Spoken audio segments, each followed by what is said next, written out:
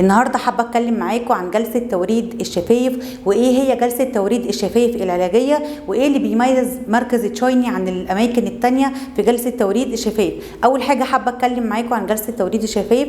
زي ما بقول لكم توريد الشفايف عندنا علاجي بيتعمل بالديرما بن، ما بنشتغلش خالص بالابر بتاعه التاتو. طبعا توريد علاجي احنا بنحط لكم اللون اول يوم او يومين بيكون لون تقيل زي ما باين معاكم في الصوره. بعد كده اللون بيبدا يقل شويه، فبيبتدي يديكي لون زي لون زبده الكاكاو.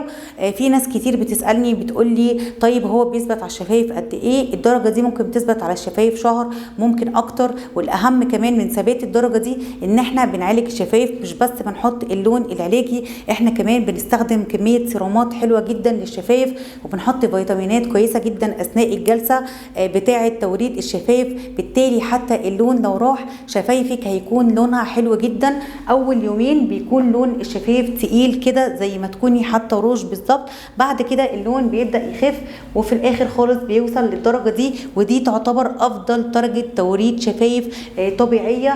هتحسي الفرق ما بين اللون هنا ولون هنا، هتحسي ان اللون طبيعي جدا.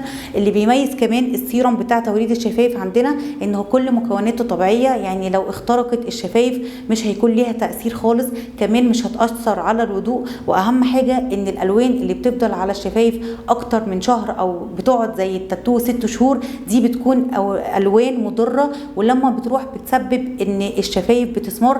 كمان الالوان التانية اللي هي مش طبيعيه بتعمل على التهاب الشفايف، لكن احنا كل مكوناتنا طبيعيه، وكل الحاجات اللي احنا بنستخدمها حاجات امنه جدا، فدي اكتر حاجه بتميز المركز بتاعنا. ما تنسوش تنورونا في المركز علشان تعملوا جلسه توريد الشفايف، وعندنا كمان جلسات كتيره جدا. وما تنسوش ان انتوا تستخدموا معانا العروض اللي متاحه عندنا في مركز تشايني، وكمان في عروض الصحاب. مع السلامه.